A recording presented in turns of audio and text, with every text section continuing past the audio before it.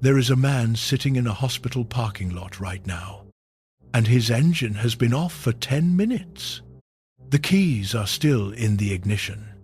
His hand is still on the wheel. He is not crying, not praying, not moving, because starting that car means driving home, and driving home means walking into a life he no longer knows how to live. He prayed about this. He did everything right.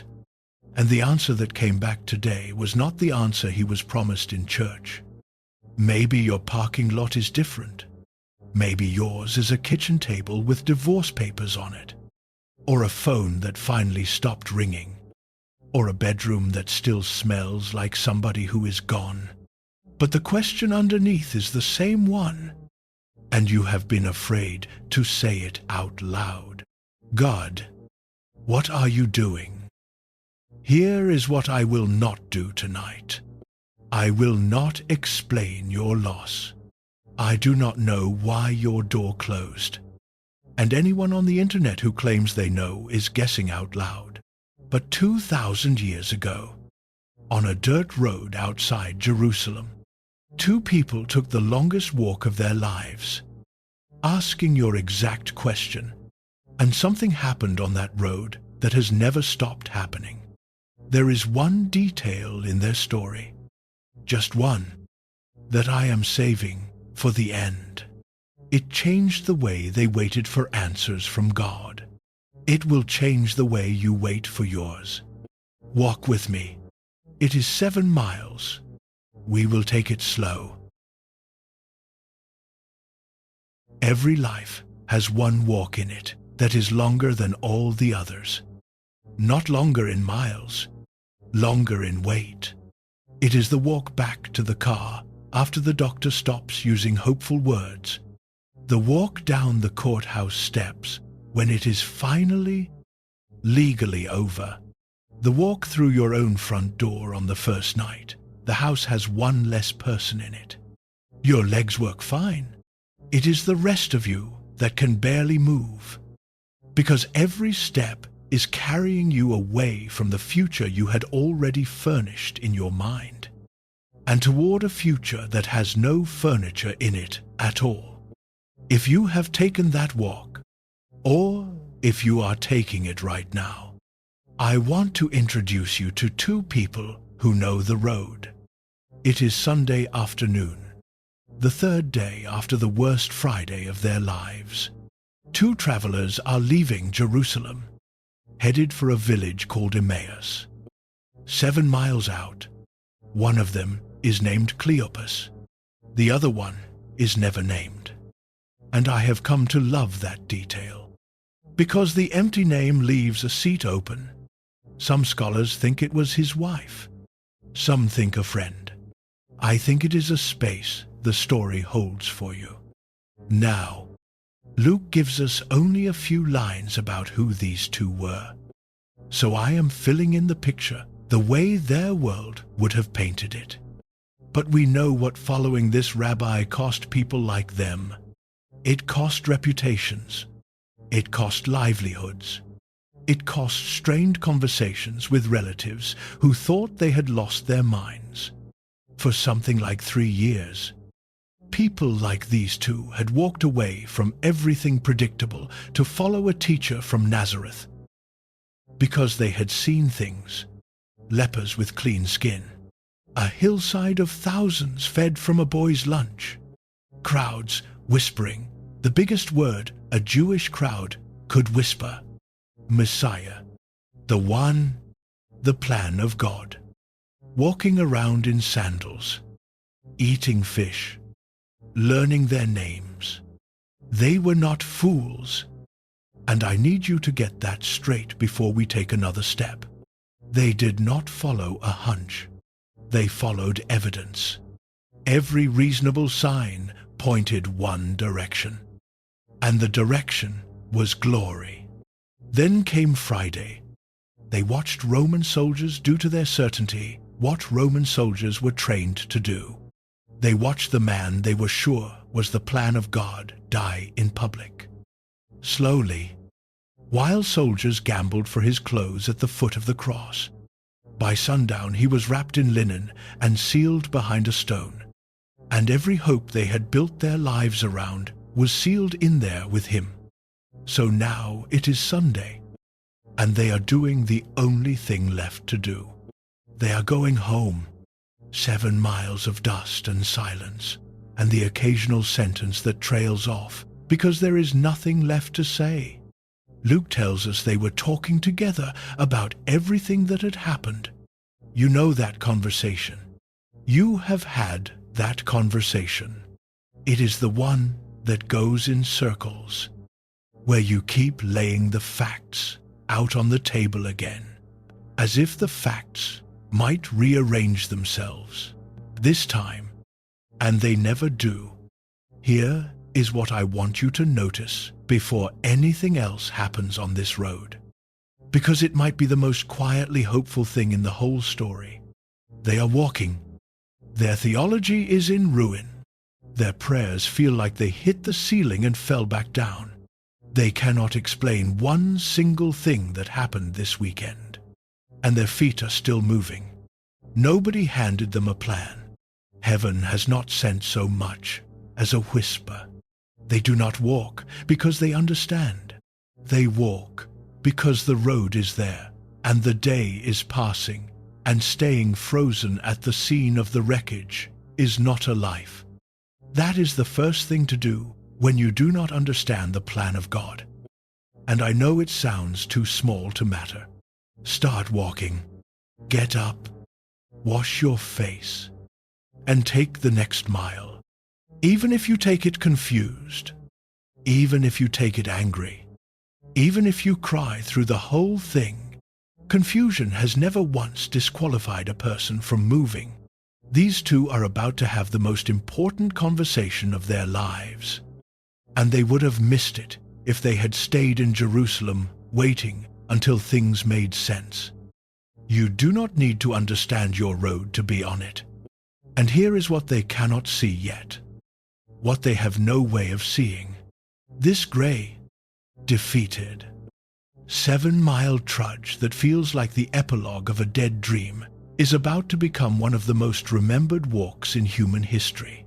People will still be talking about this stretch of dirt 2,000 years later, in languages that do not exist yet, on continents no map in their world has drawn. I cannot promise your road is that road. You know by now I will not sell you promises I cannot keep. But I can tell you this much, and it is solid ground.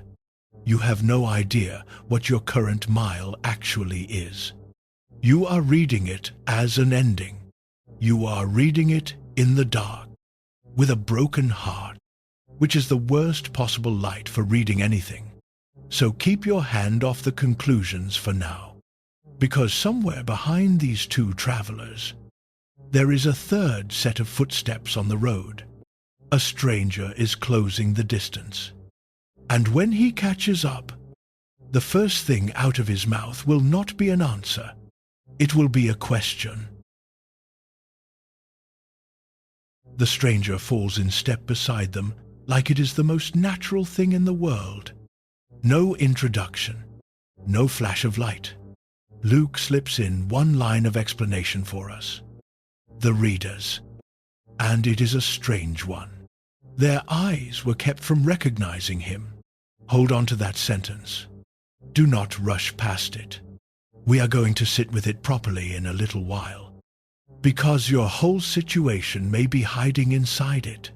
For now, just take in the plain fact of the scene. It is Jesus, alive, walking on the actual road with the actual people who are grieving him, close enough that his sleeve brushes theirs. And they have no idea. And what does he say? After everything that happened this weekend, with all of heaven's news pressing behind his teeth, what is the first thing the risen Son of God says to two devastated people? He asks them a question. What are you discussing together as you walk along? Now watch what Luke records next. because it is the kind of small physical detail that reads like remembered testimony. They stood still, looking sad. The whole road stops. 7 miles of momentum just halts in the dust. The way grief does when somebody finally asks about it directly. Cleopas actually gets a little sharp with the stranger.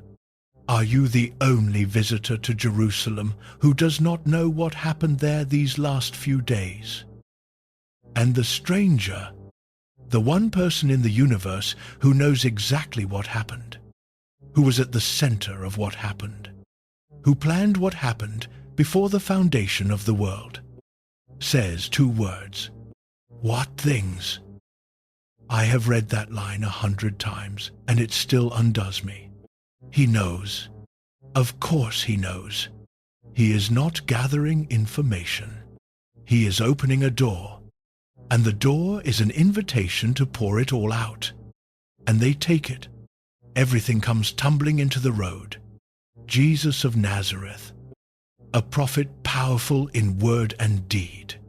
How the chief priests handed him over. How they crucified him. How some women from their group went to the tomb this morning and came back with a wild story about angels. And how nobody knew what to make of it. All of it. The facts. The rumors. The confusion. Poured out at the feet of a stranger.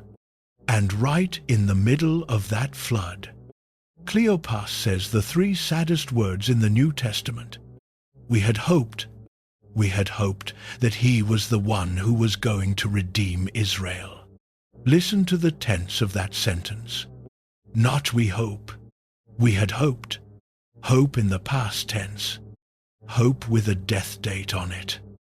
Hope you talk about the way you talk about somebody who is gone. Every language on earth has this tense, and every heart on earth has used it. We had hoped the treatment would work. We had hoped the marriage could be saved. We had hoped our son was done with that stuff for good. We had hoped by 40 we would not still be this alone. We had hoped the business would make it. We had hoped God would come through before the funeral instead of after. Go ahead and finish the sentence with your own words. You already were. Now here is what I need you to see. And it is the entire reason this chapter exists.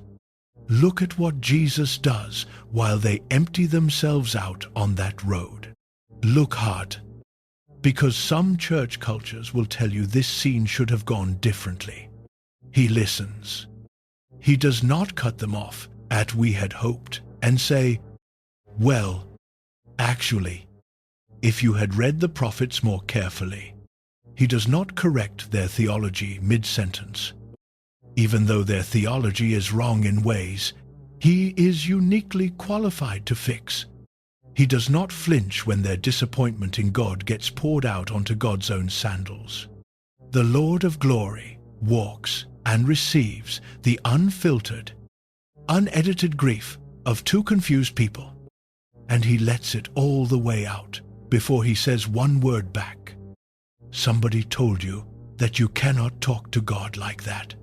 Somebody taught you, maybe with words, maybe just with raised eyebrows in a prayer circle, that a good Christian keeps it positive. That doubt, spoken out loud, becomes doubt confirmed. That you can be honest. Sure, but honest in an appropriate way. Honest with a bow on it. Honest that resolves into praise by the end of the paragraph. So you learn to do your real talking in the car, in the shower, on the highway at night with the radio off, saying things to the windshield you would never say in church. Friend, I have good news that may sting a little on the way in. God heard the windshield version too. He was in the car. The question was never whether he could handle your honesty. He has been listening to human honesty since the beginning. The question is whether you will bring it to his face instead of muttering it behind his back. Because the Bible you own is packed with people who brought it to his face. Nearly a third of the Psalms are laments, which is the church word for complaints set to music. How long, Lord, why do you hide your face from me? Why have you forgotten me?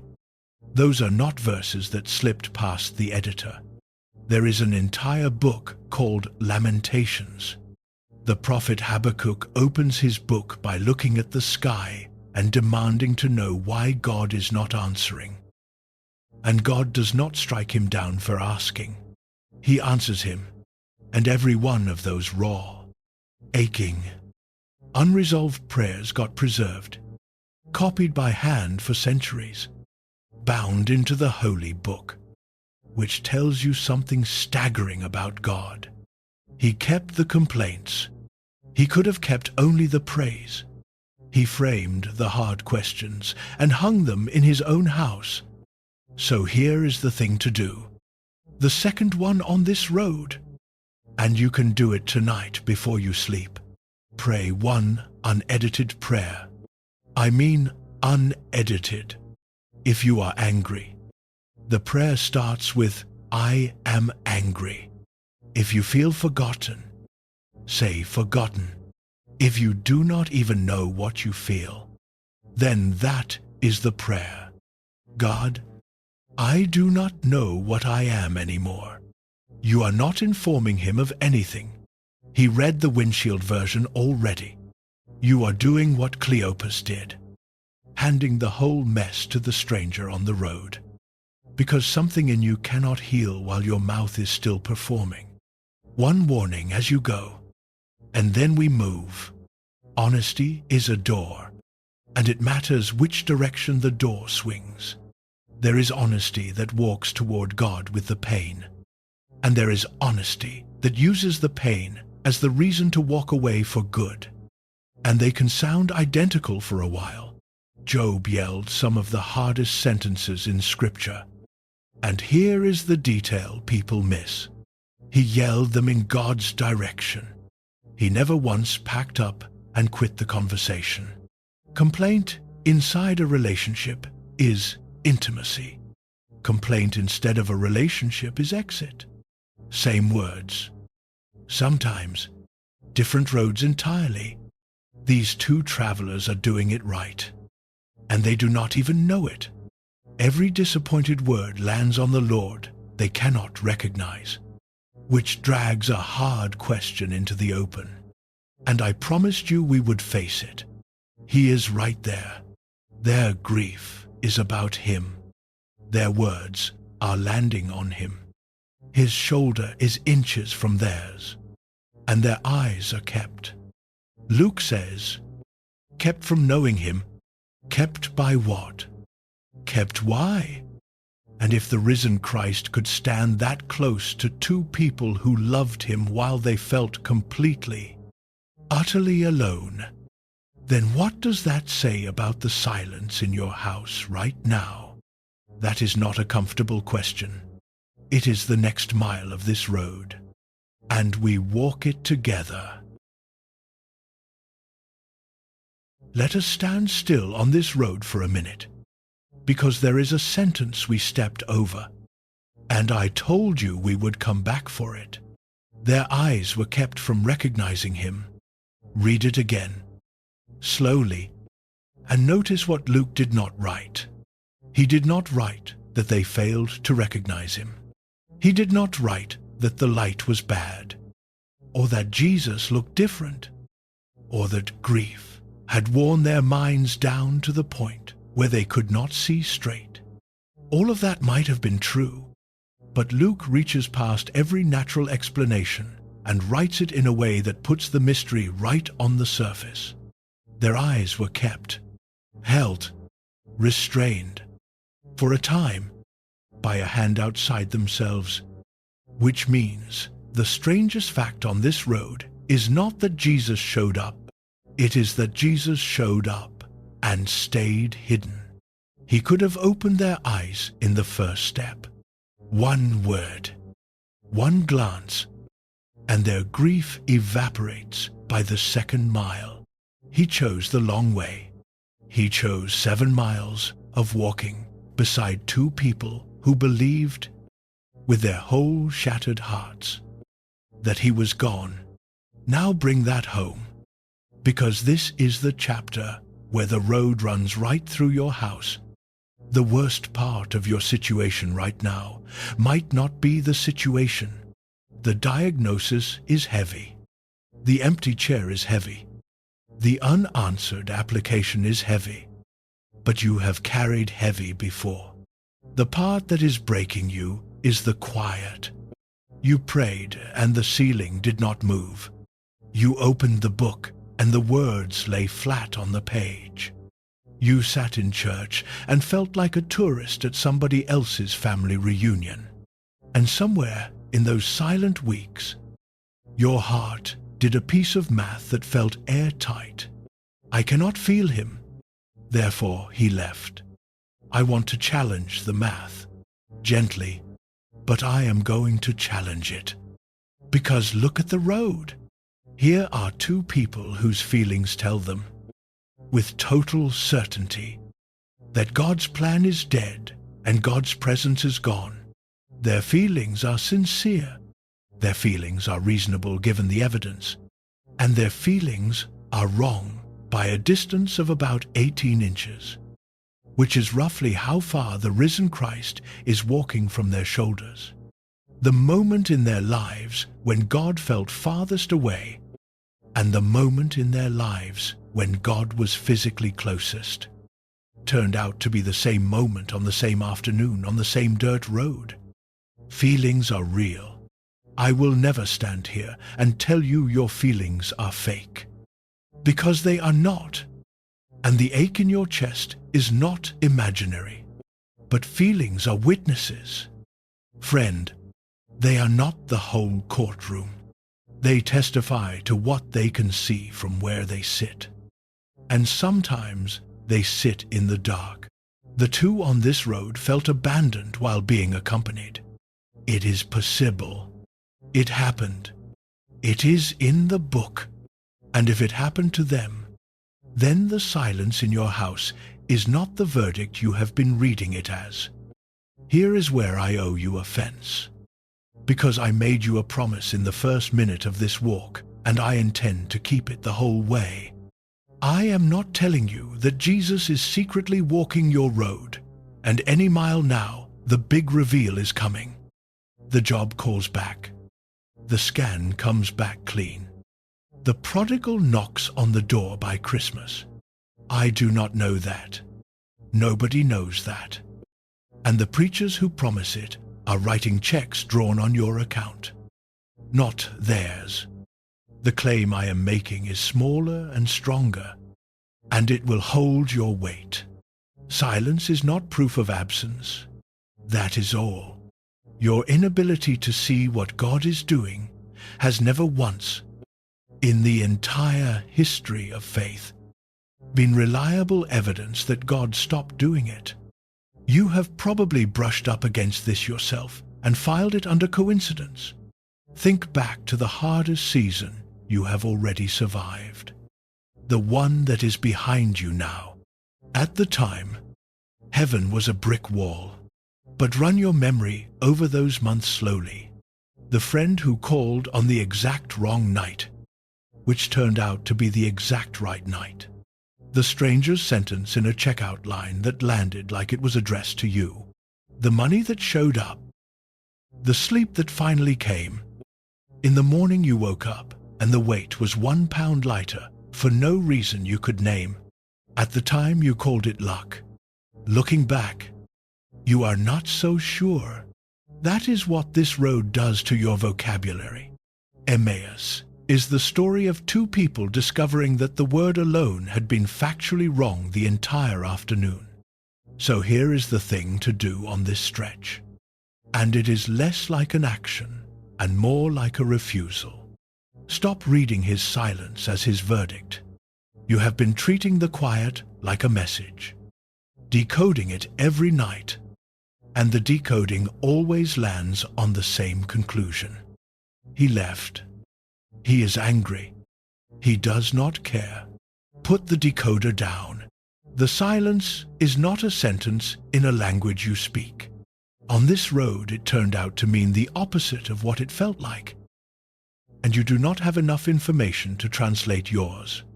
Live like a person whose God may be closer than the evidence suggests. Because according to this story, that is a live possibility at all times. Now, I can hear somebody pushing back out there. And I want you to know I hear it, because it is the strongest objection in the room.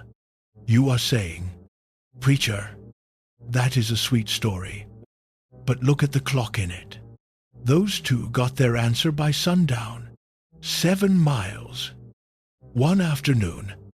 Mystery solved. I have been walking my road for 7 years. I have prayed 10,000 prayers into the quiet. If Jesus is walking next to me, he has been hidden a very long time, and sundown keeps not coming. That is a fair swing, and I will not duck it. You are right. This road resolves fast, and most roads do not. And any preacher who pretends otherwise has not sat with enough real people. So before we go one step farther toward the happy part of this story, we are going to leave this road entirely. We are going to travel east and back in time to a pile of ashes outside a town called Uz, and sit down next to the one man in the entire Bible who asked your question the loudest, for the longest, with the most on the line, and who never, in this life, got the explanation. His name is Job, and if the silence has been long at your house, he has been waiting a very long time for someone like you. Before the ashes, you have to see the man standing up. Job was the greatest man of the East, and the book means it. Thousands of sheep and camels, herds and servants past easy counting, and 10 children, 7 sons and 3 daughters, who loved each other enough to actually eat dinner together on purpose, in each other's houses, in rotation. And over all of it, a father so careful with God that he would rise early after every family feast and offer sacrifices just in case one of his kids had sinned in their hearts. Not in their actions, in their hearts. That is the resume, blameless and upright. The text says, "A man who feared God and turned away from evil." God himself brags on him. "Have you considered my servant Job? There is no one like him on the earth." Then, one ordinary day, 4 messengers arrive, and each one interrupts the last. The oxen and donkeys raided, the servants killed. I alone escape to tell you, while he is still speaking. Another fire fell and burned up the sheep and the shepherds. I alone escape to tell you, while he is still speaking. Another, the camels are taken, the servants dead. I alone escaped to tell you. And while that man is still speaking, the 4th one walks in, and you can tell by his face, this one is different. Your children were eating together in the oldest brother's house. A wind came off the desert and hit the 4 corners at once. The house fell. I alone escaped to tell you. Then funerals. One afternoon, and shortly after, his own body erupts in boils from the soles of his feet to the crown of his head. And we find the greatest man of the East sitting in the ash heap outside town, scraping his skin with a piece of broken pottery, which was what you did back then when you had already been counted among the dead. Now here is the thing about this book that changes everything, and most sermons sprint past it. You know something Job never knew. You have read chapter 1. You saw the curtain pull back on a scene in the courts of heaven. A conversation about faith and testing that set this whole thing in motion. You have information. Job has ashes. And the book runs for 42 chapters. And here is the fact I need you to sit with until it becomes uncomfortable. God never tells him. Not in the whirlwind. Not in the restoration at the end. Not on his deathbed. When the text says he died old and full of days, Job left this world never once having heard the reason. The reader gets chapter 1. The man gets the silence. Do you understand what that means for the person watching this right now with a 7-year question? It means the Bible already contains your story, not the version where the explanation arrives in the final act, the version where it never arrives at all, and a man still finds his way through. You are not the exception the book forgot. You might be the very reader this book was written for. Now watch who shows up at the ash heap, because this next part is going to sound familiar. 3 friends hear about the disaster and travel from their homelands to comfort him. Eliphaz, Bildad, Zophar, and credit where it is due. They begin magnificently. They see him from a distance, so disfigured they barely know him, and they tear their robes and weep. And then they sit down on the ground with him for 7 days and 7 nights. And nobody says a word, because they saw that his suffering was very great. 7 days of silent company. It is the best thing they ever do for him. And I want to underline it for every person who has ever stood outside a hospital room wondering what to say. Presence without commentary held that man for a week. Your showing up matters more than your sentences ever will. Then they open their mouths, and everything goes wrong, because these are theological men, and they have a system, and the system is clean. Good people are blessed. Bad people suffer. Job is suffering at a world record level. So, run the equation backward, and the answer falls right out. Somewhere, somehow, Job has sinned big. And the fastest way to get his life back is to confess it. Eliphaz says it almost politely at first. Think, Job, whoever perished being innocent. Bildad is blunter. Your children probably died for their own sins. Sit with the cruelty of that one for a second. A man says that to a father with 10 fresh graves. Zophar goes even further.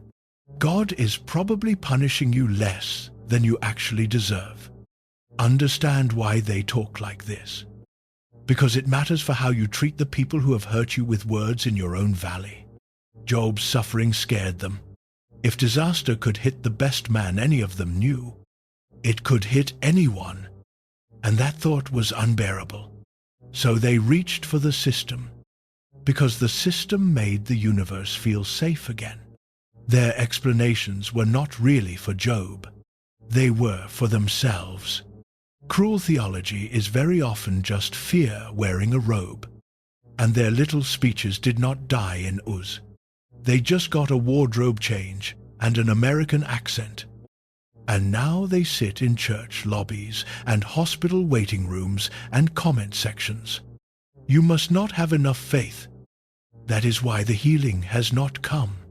God is punishing you. You need to figure out for what. Everything happens for a reason. God needed another angel. That is why he took her. If you had prayed differently, this would have gone differently. Somebody has handed you one of those sentences with a sincere face, and it went into you like a knife. And then you felt guilty for bleeding, because the sentence had God's name attached to it. So let me hand you the thing to do in this chapter, and it is one of the most freeing sentences I know how to say. you are allowed to refuse the cruel explanation. Refuse it. You do not have to accept a cruel explanation for your suffering just because somebody taped God's name to the outside of it. Test every explanation against the whole book, and if it requires God to be petty, or vindictive, or an accountant of grief who trades dead children for secret sins, you can set it down and walk away. And walking away from it is not walking away from God. It is walking away from Eliphaz. There is a difference, and the end of this book is about to make that difference official. Because Job refuses their system, chapter after chapter, round after round, he will not confess sins he did not commit just to make the math work. And he does something the friends never once do in the entire book. Check this for yourself when you get home. The friends talk about God for 40 chapters. Job talks to him.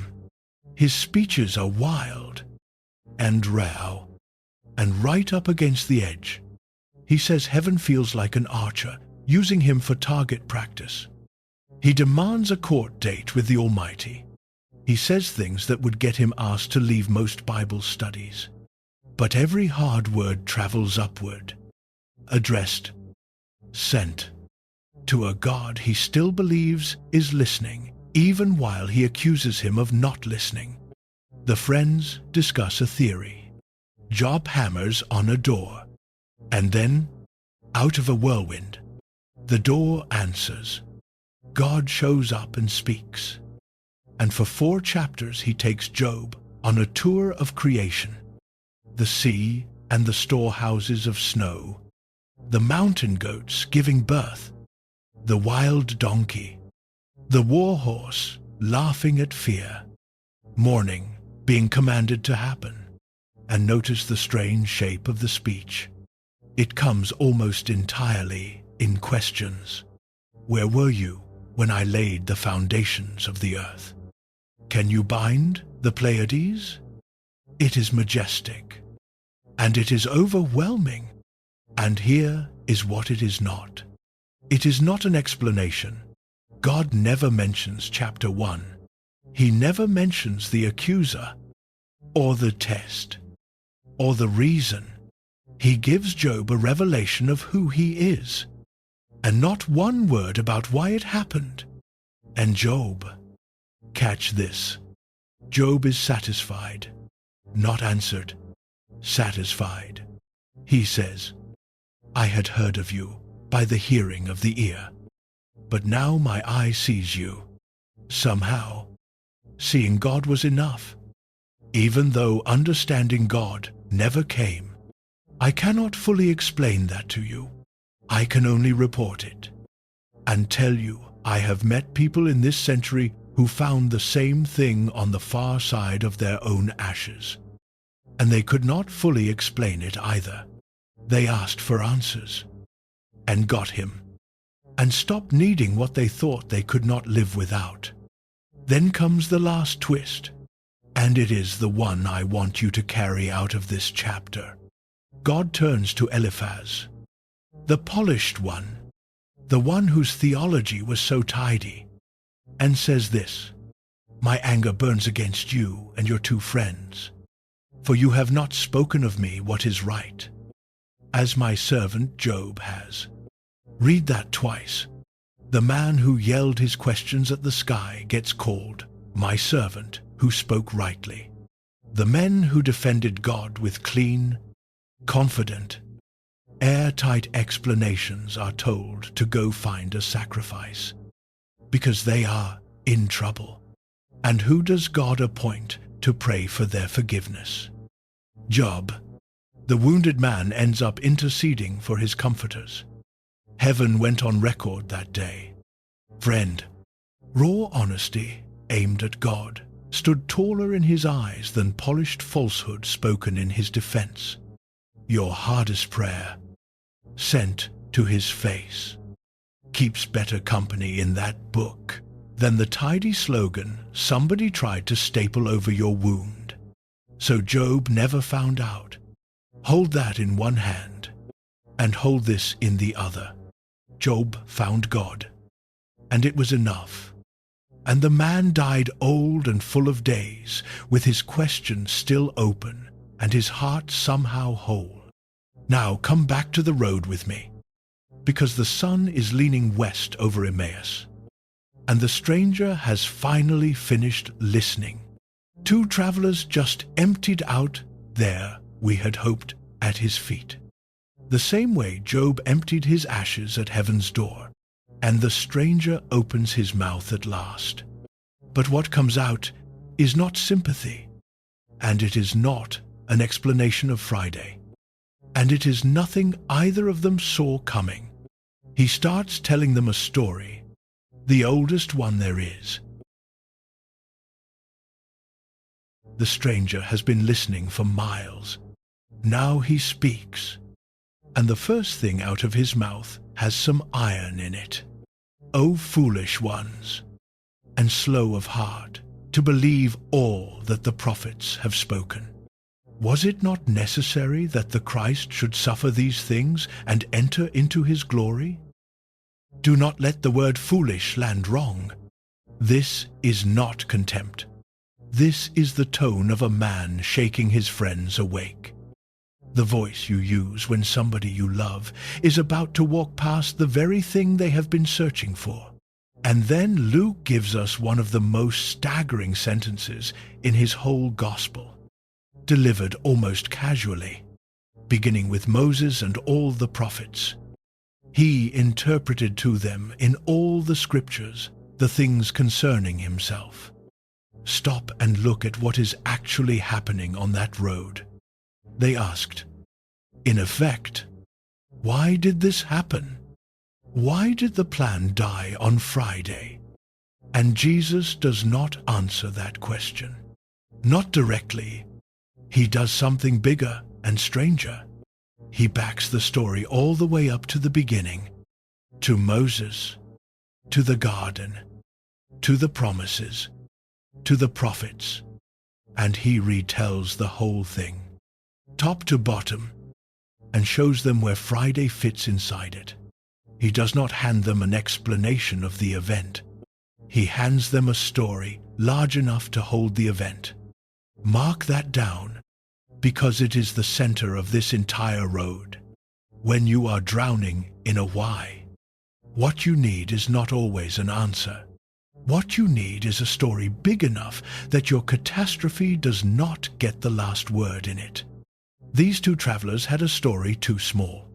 In their version, the Messiah conquers, Rome falls, Israel rises, and everybody goes home happy. So when the cross came, the cross broke the story. And when the story broke, they broke with it. Jesus spends 7 miles giving them the bigger version, the one where the suffering was not the plan falling apart. The suffering was load-bearing. It was the plan. Now, before anybody hears that wrong, let me put up the fence, because this is exactly the spot where good theology slides into cruel theology if you are not careful. I am not telling you that your specific tragedy was scripted in detail by God, and you should therefore call it good. The Bible is more careful than that. And we should be too. There is what God directly wills, and there is what he permits. In a world he is allowed to be genuinely broken for a time. And there is what human cruelty and human freedom cause. And there is the plain wreckage of living in a fallen creation, where cells mutate and economies collapse, and drunk drivers run red lights. Scripture does not flatten all of that into one tidy pile marked God's plan. And neither will I. Which brings me to a verse I need to handle in front of you, because somebody has probably already handed it to you like a bandage, and it may have stung more than it soothed. Romans chapter 8, verse 28. And we know that in all things God works for the good of those who love him. You have heard it quoted to mean, everything that happens is secretly good. Read it closer. That is not what Paul wrote. And Paul is a man we are going to sit down with properly before this road ends, because he tested this verse against his own body, and it held. He did not write that all things are good. He wrote that God works in all things for good. The event itself can be evil. Full stop. No silver paint on it. The drunk driver was not good. The abuse was not good. The tumor is not good. And God does not ask you to call it good. Ever. The claim of that verse is different. And it is actually stronger. It is that there is no event so dark that God cannot work redemptively inside it, against it, through it, toward a good that the event itself never intended. Evil supplies the wreckage. God supplies the redemption. Those are not the same job. And the proof is the very thing the stranger is explaining on this road. The cross, the worst thing human beings ever did. The torture and murder of the only innocent man, an event of pure injustice from every human angle. And inside that exact event, at the same time, God was working the salvation of the world. Nobody standing at the foot of the cross on Friday could see both layers. All they could see was the wreckage. Sunday did not turn the wreckage good. Sunday revealed what God had been doing inside it the whole time. So here is what you can know. Even on the darkest mile of your road, you may never know why. We settled that with Job. And I will not take it back now. But you can always know who. And the who has scars. The Christian faith does not offer you a God who explains suffering from a safe distance. It offers you a God who walked into it, who hung inside it, who knows what abandonment tastes like from the inside. My God, why have you forsaken me? Whatever else is true about your unexplained valley, this is true. The one walking it with you has been through his own, and he kept the scars on purpose. You are not following a theory. You are following a survivor. That is the thing to do in this chapter. And it is a discipline, not a feeling. Let what you know judge what you see. Right now, your circumstance is sitting in the judge's seat, banging the gavel, handing down verdicts about God. He does not care. He is not listening. He left. Take the gavel back. The circumstance gets to testify. It does not get to preside. What you know, the character of God, the cross of Christ, the empty tomb that sits in the judge's seat, and the confusing evidence of this season gets weighed in that light, not the other way around. Some mornings, this will feel like the only act of faith you can manage. Looking at a wall of bad evidence and saying out loud, I know who he is, because I know what he did. That is not denial. That is anchoring.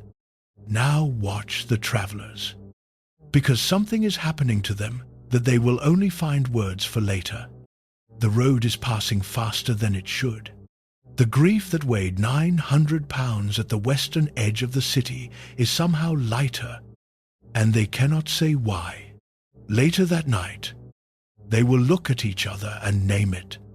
Did not our hearts burn within us while he talked with us on the road? While he opened to us the scriptures, their hearts caught fire before their eyes came open. Feel the order of that. Warmth first, recognition later. Life came back before understanding did. And that might be the gentlest mercy hiding in this whole story for somebody watching tonight. You keep waiting for the answer to arrive so you can feel alive again.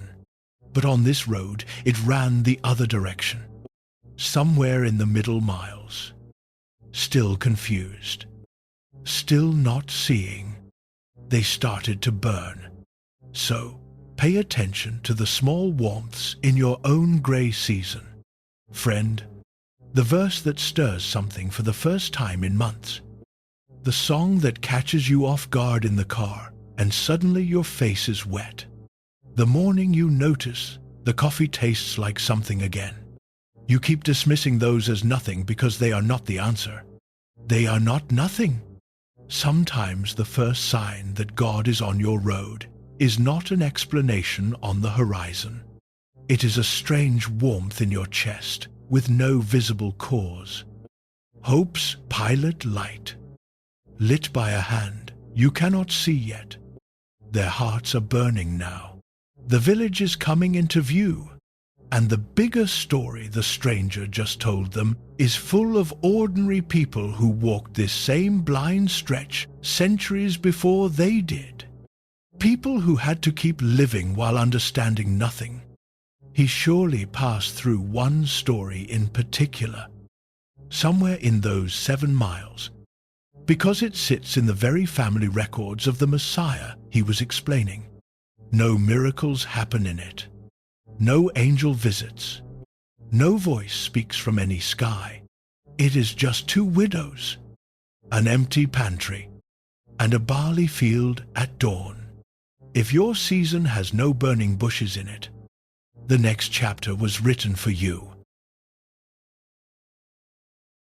Somewhere in the hill country of Moab, 2 women are standing at a crossroads, and everything they own fits on their backs. The older one is named Naomi, and to understand her, you have to know what she has buried. Years ago, famine drove her family out of Bethlehem, which is a bitter joke all by itself, because Bethlehem means house of bread, and the house of bread ran out of bread. So Naomi and her husband Elimelech took their 2 sons east to Moab.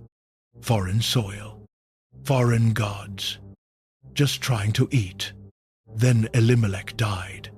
The sons married local girls, Ruth and Orpah, and for a while there was something like a life again. Then both sons died too. The text does not even tell us how. It just closes the door on them in a single verse. And when the verse ends, 3 widows are standing in a graveyard economy with no husbands, no sons, no income, and no plan. Word reaches Naomi that the famine back home has lifted. So she starts west, and on the road she stops and tries to send her daughters-in-law back. Go home to your mothers. You are young. You can remarry. You can still have a life. Do not chain yourselves to a grieving old woman. Orpah weeps and kisses her and turns back, and nobody should blame her. The advice was sound, but Ruth grabs onto Naomi and says the words people still read at weddings without noticing they were first spoken into a funeral. Where you go, I will go. Where you stay, I will stay. Your people will be my people, and your God, my God. Understand what Ruth is signing up for. A widowed foreigner, binding herself to a broke, grieving old woman, walking toward a town where her nationality alone will draw stares. On paper, it is the worst decision in the book. Hold that thought. So the 2 of them walk into Bethlehem, and the whole town stirs. The women come running. Is this Naomi? And Naomi stops in the street and delivers one of the rawest speeches in the entire Old Testament. Do not call me Naomi. Call me Mara, because the Almighty has dealt very bitterly with me. I went away full, and the Lord has brought me back empty. Naomi means pleasant. Mara means bitter. She is standing in the town square, legally changing her name to Bitter and filing the paperwork against God in public. And notice, the book does not censor her. No narrator steps in to scold. No lightning falls. Her accusation gets recorded, preserved, copied by scribes for 3,000 years. One more hard and honest prayer that God kept instead of burning. And there is something else in that street scene. Something grief does to all of us. I went away full, and the Lord has brought me back empty, she says. And standing next to her, carrying her bags, is Ruth. The emptiness has a name and a heartbeat, and it followed her home from Moab. Grief can make you inventory everything you lost, while blinding you to what is standing 18 inches away. We have seen that distance before on this walk. Now comes the verse this whole chapter turns on, and it is so quiet you could miss it. It is barley harvest. The pantry is empty, and Ruth says to Naomi, "Let me go to the field and glean among the ears of grain." That is the whole plan. Gleaning was the ancient safety net.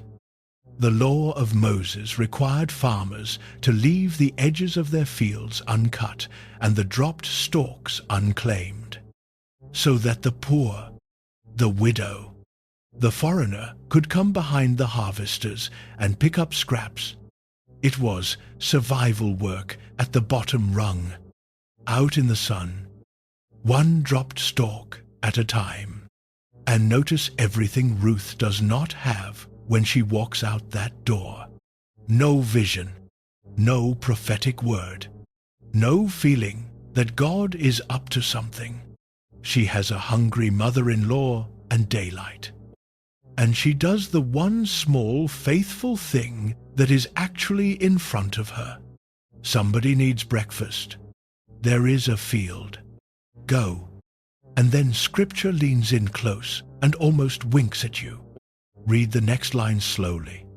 She set out and went and gleaned in the field after the reapers, and she happened to come to the part of the field belonging to Boaz, who was of the clan of Elimelech. She happened, as it turned out, of all the strips of barley outside Bethlehem. Her sandals stopped in the one field, owned by a godly relative, with the legal standing to redeem her whole family. A kinsman with wealth and character, and, as the story unfolds, a willing heart. The narrator says, she happened the way you say it when you are grinning. Luck is doing some very heavy lifting in that sentence. And the writer knows it, and he wants you to catch him knowing it. This is how the God of this book often moves. Friend, not in the whirlwind this time, in the coincidence, underground, unfelt, unannounced, weaving while nobody watches. But do not slide past the part that matters most for you. Ruth did not feel the weaving. When she bent down for the first stalk of barley, her hands were just tired hands, and the sun was just hot, and the work was just work. The providence was real, and the providence was completely invisible. And her assignment that morning was not to perceive the plan. It was to fill the bag in front of her. That is the word for this chapter. And if you hear nothing else tonight, hear this. Do the small, faithful thing in front of you. When the big picture goes dark, the small picture stays lit. You do not know what God is doing with your next 5 years. Fine. Neither did Ruth. But you know what belongs to today. The kids need dinner. The rent needs paying. So, application number 48 needs sending. The friend in the hospital needs visiting. Your body needs real sleep. And your soul needs you to stop making giant, permanent decisions at 2 in the morning in a panic. None of that feels spiritual. Neither did barley. Do it anyway. Because here is what faithfulness actually is in a season of confusion. It is not a lever you pull to force God to explain himself faster. It is how you refuse to let the confusion unmake the person you are becoming. Ruth walked into that field a destitute foreigner and walked out. Eventually, as Ruth, the one they wrote a book about. And the road between those two facts was paved with ordinary mornings of showing up. So keep asking one question through the fog. The smallest and most powerful question I know. What is the next faithful thing? Not the next 10 things. Not the master plan. The next one. Ask it in the morning. Answer it by noon. Ask it again tomorrow. That question has carried more believers through more darkness than every prophecy conference in history combined. Now, the ending. I have to tell it to you carefully, because it is beautiful. And beautiful endings are exactly where preachers start lying. Boaz notices her. Grace stacks on grace. And through a courtship conducted mostly at harvest tables and threshing floors, he redeems the family land and marries Ruth. And the women of Bethlehem, the same chorus who heard Naomi rename herself bitter in the street, gather around her at the end, holding a baby boy. Naomi takes the child to her chest. The text says, and becomes his nurse. And the neighbors name him. They call him Obed. Obed became the father of Jesse. And Jesse became the father of David. Sit with the size of that. The bitter widow from the famine is holding the grandfather of King David. Ruth, the foreign gleaner, becomes the great-grandmother of Israel's greatest king, which writes her name straight into the family line of the stranger walking the Emmaus road right now.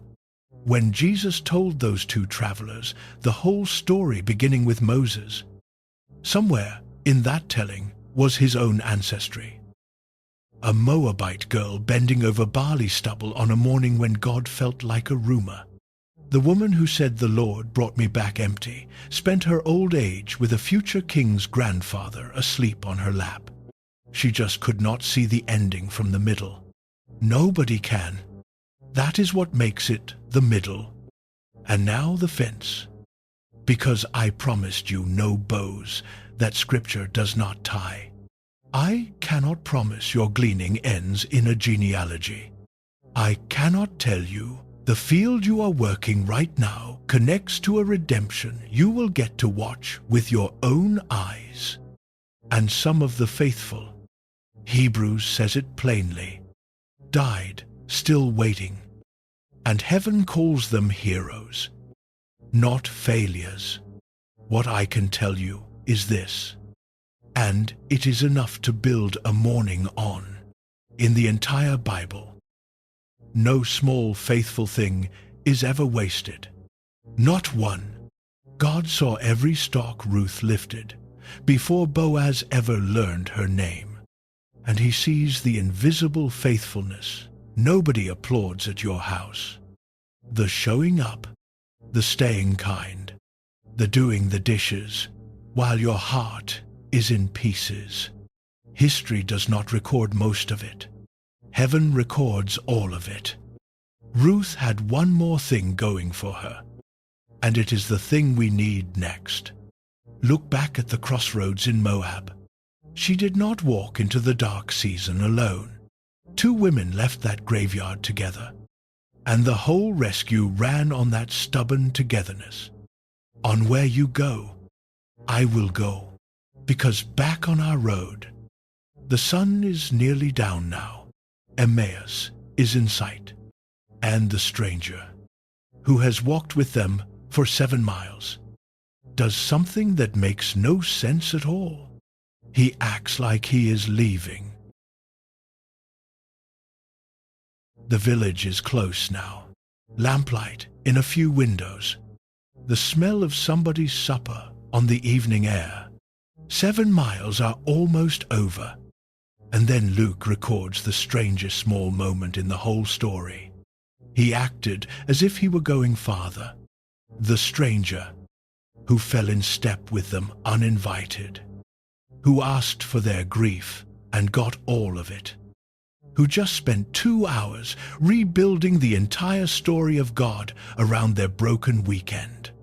Slow transos at the edge of town and angles his body up the road, like a man with somewhere else to be.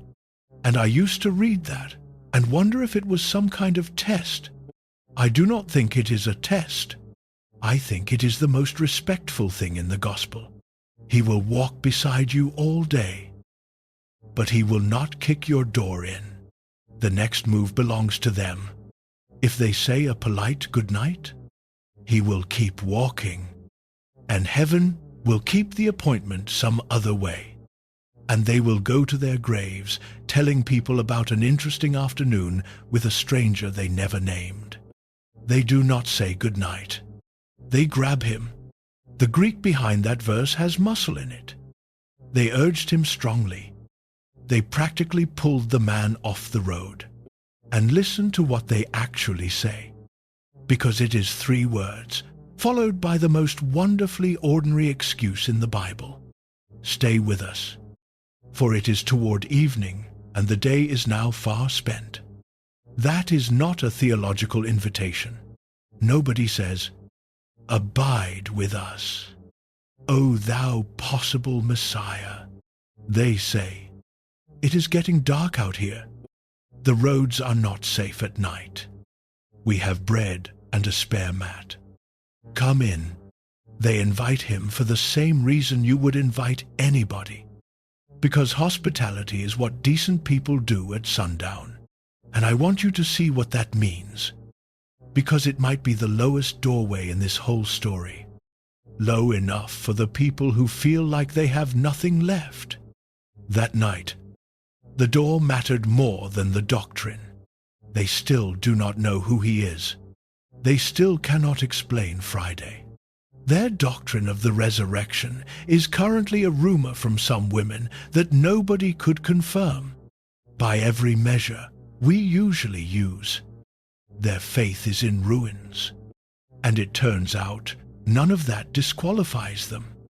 Because the thing that positions them for the greatest revelation of their lives is an open door and 3 words. Stay with us.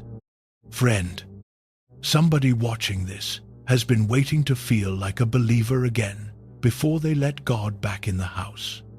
You have been telling yourself that once the anger cools, once the questions settle, once you can pray without your jaw tightening, then you will open the book again. Then you will go back on Sunday. Then you will talk to him. You have the order backwards. These 2 invited him in, with their questions still open and their hearts still cracked. And their incomplete understanding did not keep them from opening the door. You do not need to understand him to host him. Stay with us is a complete prayer. It is 3 words long. It requires no feelings you do not have. And according to this chapter, it is enough to change everything. So here is the first half of what to do at this mile marker. Set the table anyway. Keep the seat open. Pray the 3 words even when the rest of your vocabulary is gone. Now look around that table, because there is a second thing hiding in this scene. And it has been hiding in plain sight since the first verse. Count the travelers. 2. From the very beginning of this story. Nobody walks alone. 2 of them left Jerusalem, which means that on the worst afternoon of their lives, in the fog of total confusion, they still had each other. All 7 miles. Luke says, they were talking with each other about everything that had happened. The grief was shared grief. The confusion was spoken confusion. And when the stranger showed up with the words that would save them, he did not find 2 isolated people in 2 separate ditches. He found a conversation he could join. I need to say something plainly here, because I have watched what confusion does to people, and it always runs the same direction. When you stop understanding what God is doing, the temptation is to go quiet and go alone. You stop returning calls. You slip out of church during the last song, if you go at all, because you cannot survive one more person asking how you are really doing. You tell yourself you will come back around once you have it together, and alone in that silence, every dark thought gets louder, because dark thoughts are cowards. They wait until nobody else is in the room to sound reasonable. Isolation has never once made a hard season more survivable. It just turns down the lights. The book knows this about us, and it keeps showing us faith as something people carry for each other. There is a scene in the Gospels I want you to look at, because it might be the clearest picture of this in all of Scripture. A paralyzed man in Capernaum has 4 friends, and those friends hear that Jesus is teaching in a house in town. The crowd is packed to the doorframe. No way through. So the 4 of them carry the man up the outside stairs, dig a hole through the roof itself, mud and thatch raining down on the room below, and they lower their friend on his mat right into the middle of the teaching. Do not miss what the man on the mat is doing while all this happens. Nothing. He is not climbing. He is not digging. He cannot. He is being carried, dead weight, on the faith of 4 people who refused to leave him on the street. And then comes the sentence that should be carved over every church door in this country. When Jesus saw their faith, he said to the paralytic, "Son, your sins are forgiven. Rise, take up your bed, and go home." Their faith, not his. Read that again. And this is one of the 2 places tonight where I will ask you to. The man was carried on faith that did not belong to him, and Jesus counted it. And heaven honored the arrangement without a single objection, which means the thing you have been ashamed of, the fact that your own faith is currently flat on its back and cannot move, is a situation the Bible has already blessed a way through. Some seasons you are one of the 4. Some seasons you are the man on the mat. Both positions are inside the family, and the roof gets opened either way. Moses knew this arrangement too.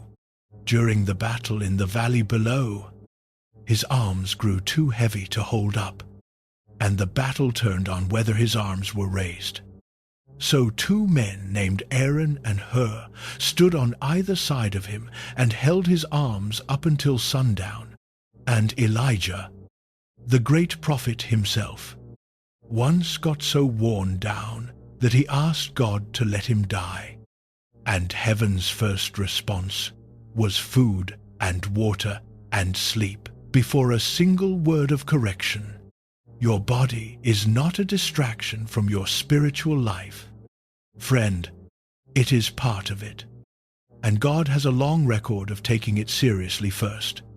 So, here is the second half of what to do.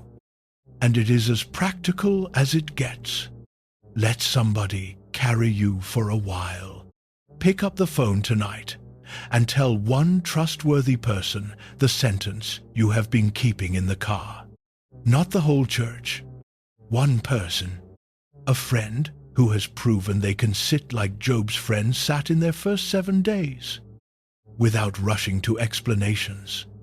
A pastor with gray in his beard and gentleness in his answers.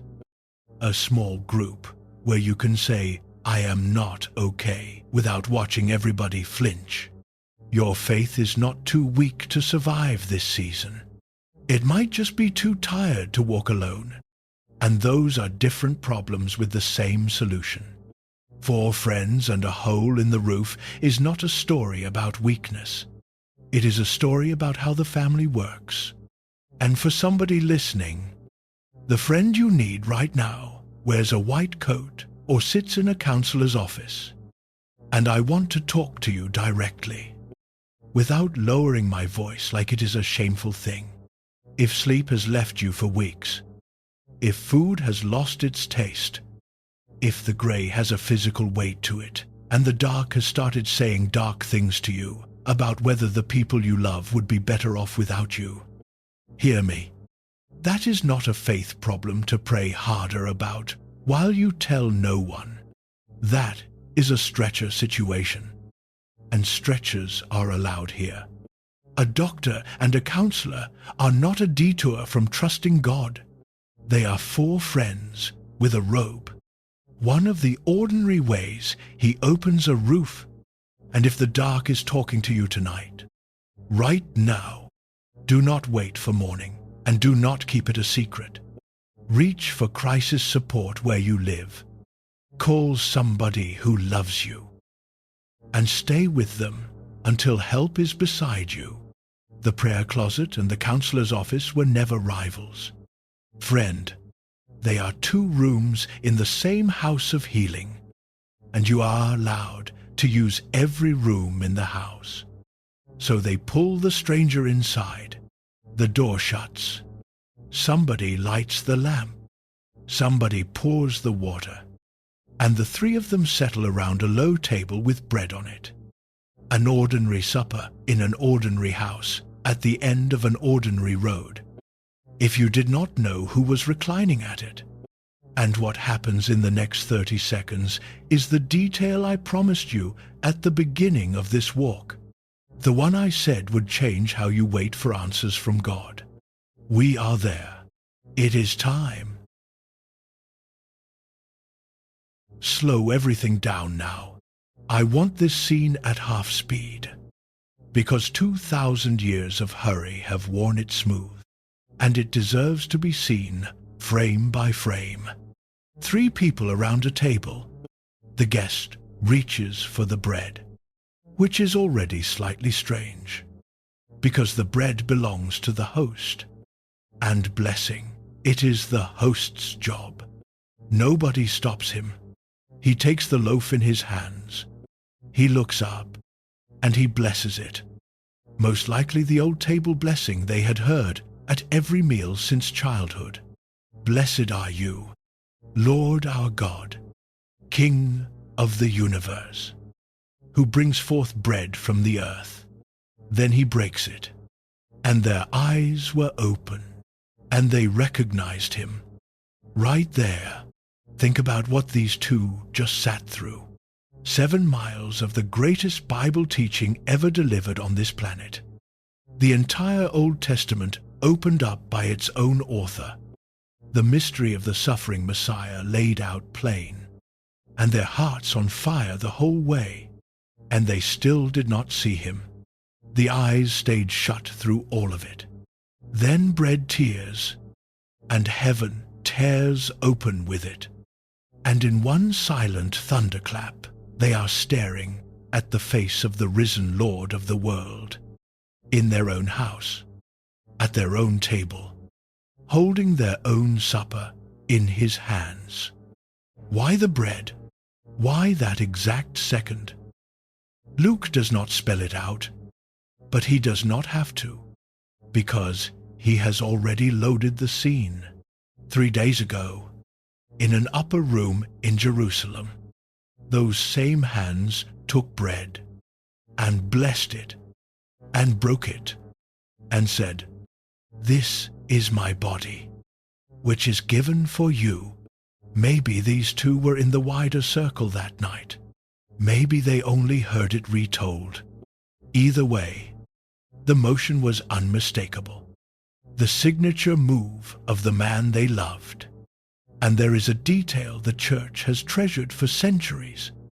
And I will hand it to you the way it was handed to me, as he stretched out his hands to pass them the bread. They may have seen the wounds, the marks of the nails, still there on his resurrection body by his own choice. Luke leaves the camera angle to us. They may have recognized the gesture. They may have seen the scars. Either way, the same truth holds. and it is the truth I have been walking you toward for 7 miles. They did not recognize him in the explaining. They recognized him in the breaking. Stay right there, because that is the detail. That is the one I saved. And I need you to watch what it does to everything you thought about your own situation. You came into this video wanting an explanation from God. That is the ache underneath the title you clicked. And here are 2 people who got the explanation. The best one ever given. From the only qualified source. And the explanation alone did not open their eyes. What opened their eyes was broken bread in scarred hands. The place of tearing turned out to be the place of seeing, and I have sat at enough kitchen tables and hospital bedsides to tell you that this is still his pattern. Ask the people you know with the deepest actual faith, the quiet, unshakable kind, where it came from. Almost none of them will tell you it came from the season when everything was explained and everything worked. They will point, almost every one of them, to a breaking, the year everything fell apart, the diagnosis, the divorce, the door that never opened. They will say, that is where I met him. I would never wish it back, and I would never trade what I found in it. Now hear the fence, because I refuse to romanticize your pain. And this is the exact spot where sloppy preaching does it. Your suffering is not good. God did not smash your life so you could have a spiritual experience in the rubble. And anyone who tells you your children's tears were a teaching tool has not spoken of him what is right. The claim is smaller and it is sturdier. And it comes with 2 witnesses from a supper table in Emmaus. The breaking that you are sure disqualifies you from meeting God is, on the record of this story, a place where he is known, a place he is recognized. Some of you will meet him in your breaking in a way you never met him in your blessings. I do not fully understand why it works that way. I just know the bread had to tear before their eyes came open, and that his risen body still carries scars, which means broken things are not banished from the presence of God. Broken things are how he introduced himself. And then, before they can speak, before anybody can grab his sleeve or bar the door or even say his name out loud, look what happens. He vanished from their sight. Gone. The chair, empty. The torn bread, still on the table. The moment they finally see him is the moment they can no longer hold him. And if that feels almost unfair, slow down and look at what he just did. Because there is a mercy in the vanishing that most people never notice.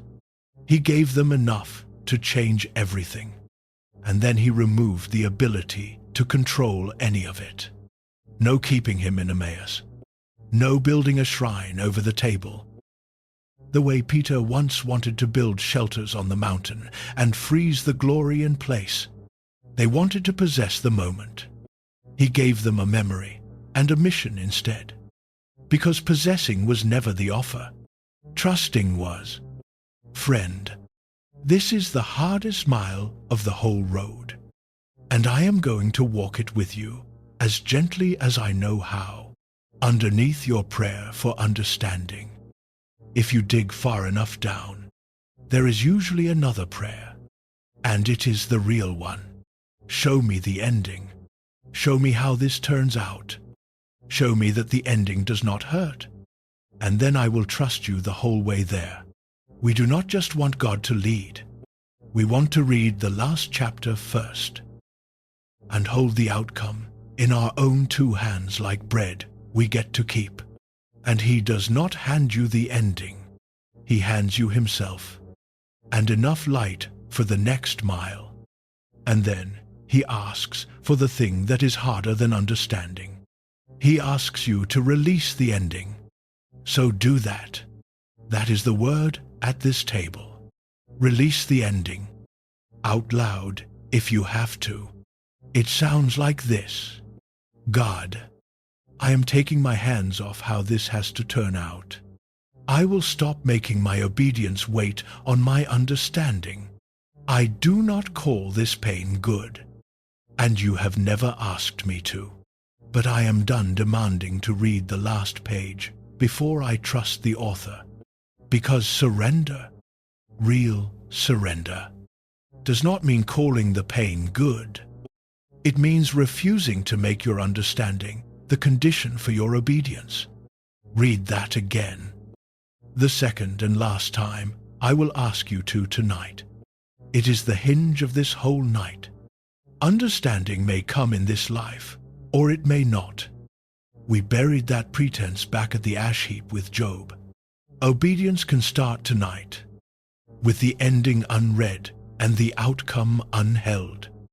And that is the only place obedience has ever actually started for anyone.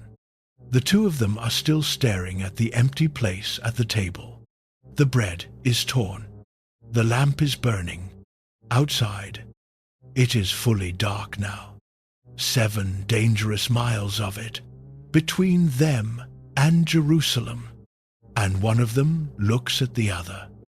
And something is rising in both of their chests that has no business being there at this hour. In these bodies, on this day, but before we watch what they do with it, there is one voice left that deserves the floor. Somebody has walked every mile of this road with us and is still holding one question, the heaviest one there is. You keep talking about silence, preacher, and unanswered whys. My problem is worse than silence. I asked God for one specific thing, begged Him for years, and the answer came back, and the answer was no. What do you do when it is not quiet? What do you do when it is no? I told you back on the road that we would sit down with Paul before this night was over. That hour has come. He carried something in his body that he begged the Lord 3 times to remove, and he got his answer in writing. It is the last window we need to look through. His name is Paul, and before you hear his story, you need to know that nobody gets to dismiss this man. If prayer were a profession, he would hold every credential there is. He planted churches across an empire. He prayed for the sick and watched them rise. He was beaten, shipwrecked, jailed, and kept singing at midnight with his feet in stocks. And once, he tells us, he was caught up into paradise itself and heard things no human language has words for. Whatever level of spiritual life you think exists above yours, Paul lived above that. Keep his resume in front of you, because it is about to close a door that cruel theology loves to leave open. Because this man had a thorn. That is his own word for it. A thorn in the flesh. He calls it a messenger of Satan sent to harass him. And here is the fascinating thing. He never tells us what it was. 2,000 years of scholars have guessed. An eye disease. Some say, since he once wrote that the Galatians would have torn out their own eyes for him. Chronic pain from the beatings. Recurring fever. Some humiliation in his speech. A relentless enemy. Nobody knows. And I have come to believe the blank space is on purpose. One more empty seat the scripture holds open. Because whatever your thorn is, the verse fits. The body that will not heal. The depression that circles back every winter. The marriage that stays hard year after year. The child who has not called. The temptation that never fully dies. Paul's thorn has no name, so that yours could fit in the socket. Now watch what the most qualified prayer in the New Testament does about it. He does exactly what you have done. He begged 3 times. He says, I pleaded with the Lord about this, that it should leave me. And do not read 3 times like a man mentioning a number. In that world, pleading 3 times was the language of exhausting a request completely, the way his Lord had once prayed 3 times in a garden. This is a man on the floor, and I want every person watching to hear what his begging proves before we get to the answer. Asking is not the sin. Asking again is not weak faith. Paul begged, and Jesus begged in Gethsemane, and neither one of them gets scolded for it anywhere on the page. If you have pleaded with God 100 times about the same thorn, you are not faithless. Friend, you are in the best company that exists. And then the answer came. Not silence this time. Words.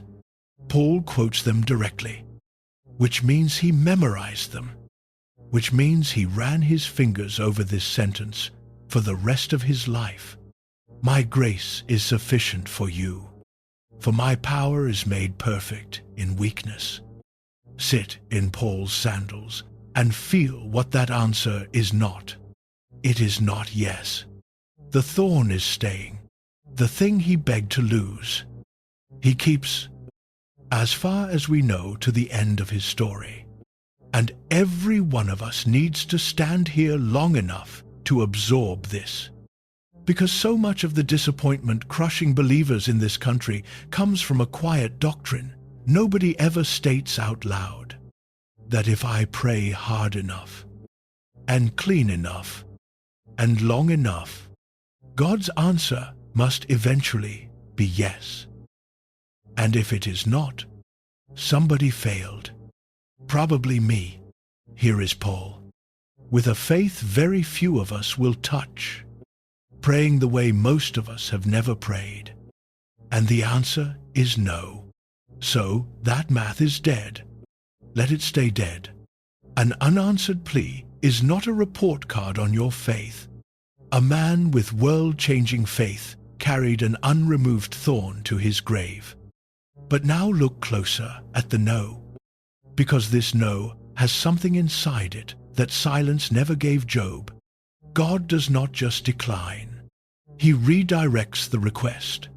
Paul asked for subtraction. Take it from me. God offered accompaniment.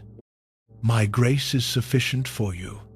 You will not get a lighter load. You will get a stronger back, and my own power moving into the exact place where you run out. And notice the tense heaven uses, because it matters, is sufficient. Present tense, not was. Back when you were spiritual, not will be. Once you get through this, is. Grace arrives the way manna arrived in the wilderness. This morning's supply for this morning's wait. Useless to stockpile, impossible to run out of. Some of you have been checking your reserves and panicking because you cannot find enough strength in there for the next 10 years of this. You were never supposed to find 10 years of strength. You were supposed to find today's. It is there. It will be there again tomorrow. And not one day early. And Paul. Listen to what happens to Paul. The man does not just accept the arrangement. Somewhere down the road, he starts almost bragging about it. Therefore, I will boast all the more gladly of my weaknesses, so that the power of Christ may rest upon me. For when I am weak, then I am strong. Do not rush past how strange that is.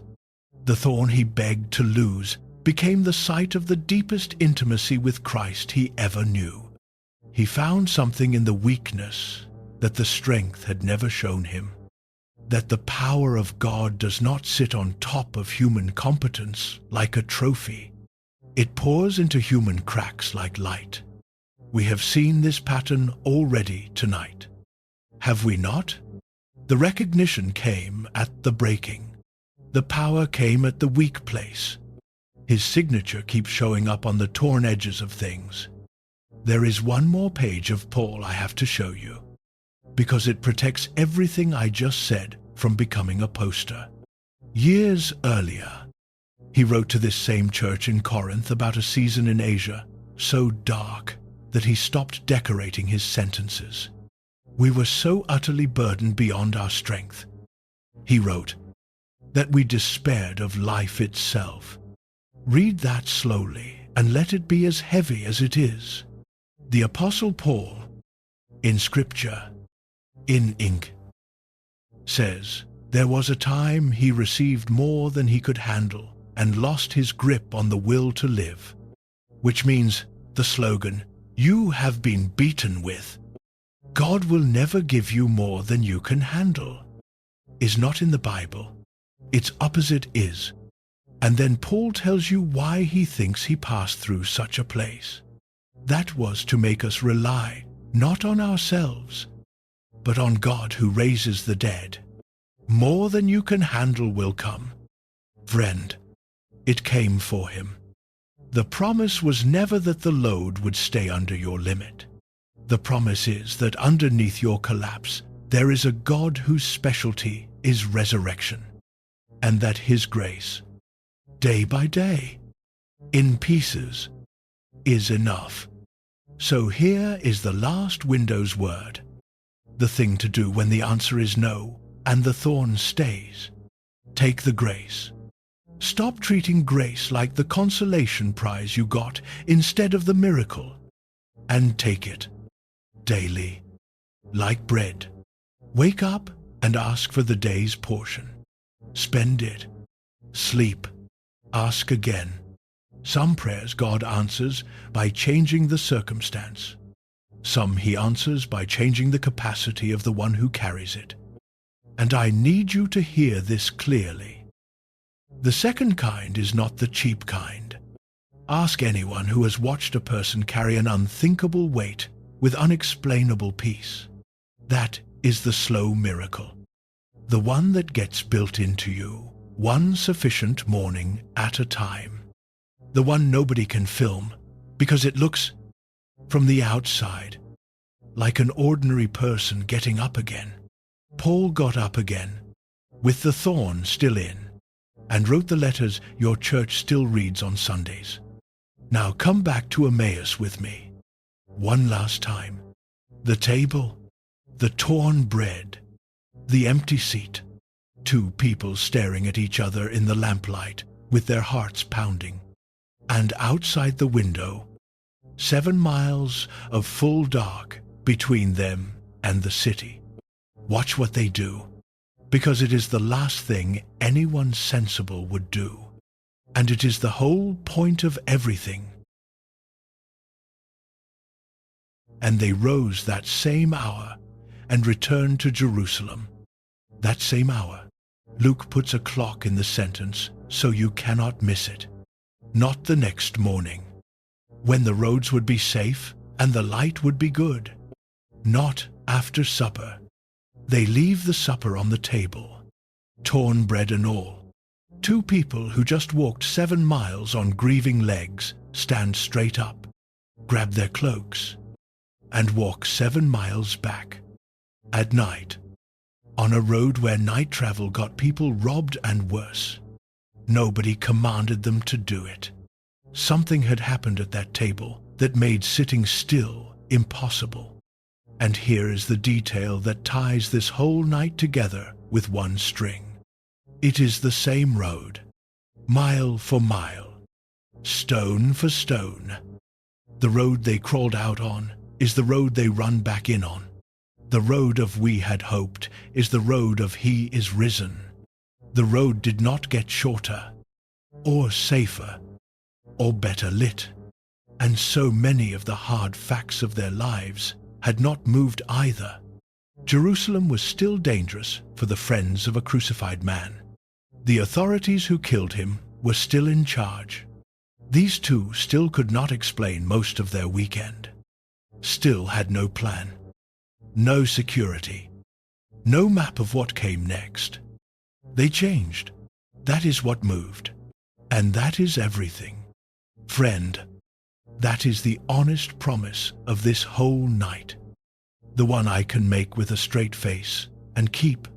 I told you at the start I could not explain your loss. And 7 miles later, I still cannot. And no one ever promised you the road home would be different. What this story promises is something else. You can walk the same road as a different person.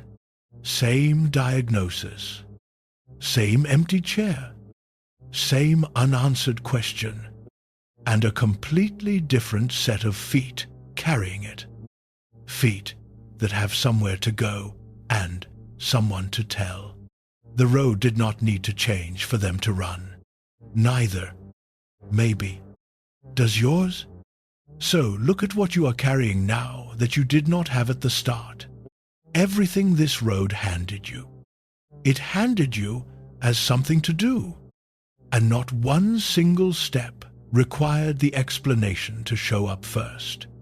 Start walking, because motion does not need understanding. And the two who kept moving discovered that confusion had never once put them out of his reach. Say it to his face, the whole unedited truth, because he kept the psalms of the complainers and called Job his servant.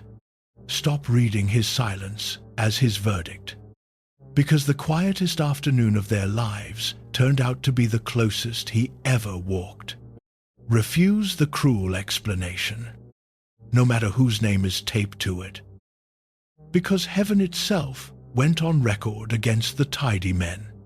Let what you know judge what you see, because the cross has already testified about his heart, and the circumstance does not get the gavel.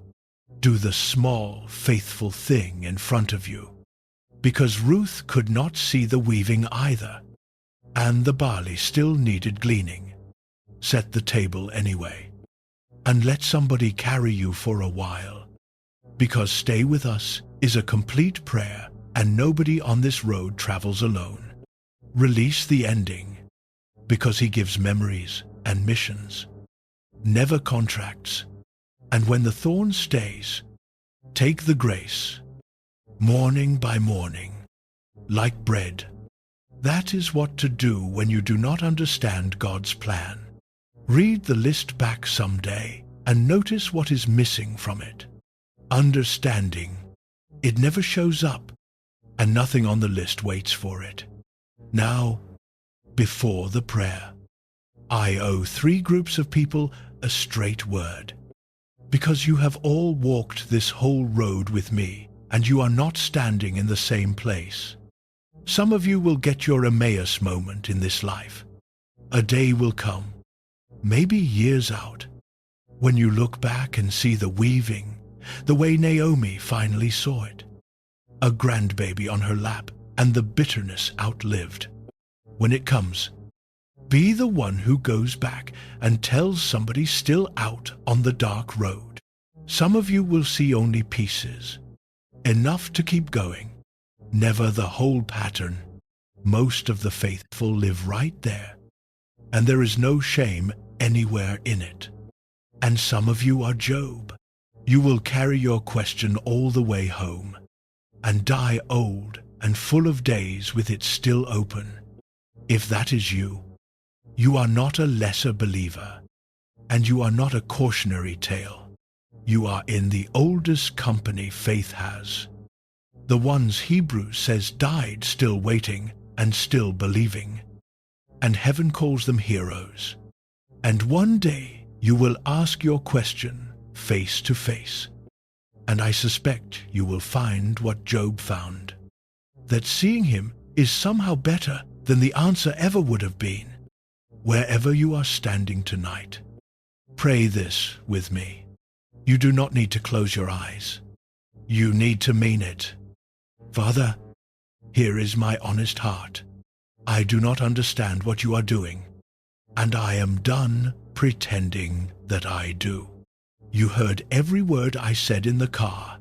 I am saying them to your face now. Stay with me. Stay when I cannot recognize you. Stay when the road is long Stay when the answer is no. Give me this day's bread and this day's grace, and show me the next faithful thing, just the next one, and I will do it. I release the ending into the hands that still carry scars. Amen. Before you go, one thing, and it is not for you. Somewhere in your life there is a clear pass. Somebody walking their own 7 miles right this minute, talking to the air, sure that God is gone. You know their name. You thought of them 20 minutes ago. Send them this road. Do not add a sermon to it. Just send it. Your name on their phone at the right hour might be the third set of footsteps they cannot see yet. And if this table fed you tonight, stay with us at Sacred Scrolls, because this channel walks the hard seasons of faith, and there are more roads in this book than one night could travel. Now go. You do not need the whole map. You need the next mile. Walk it.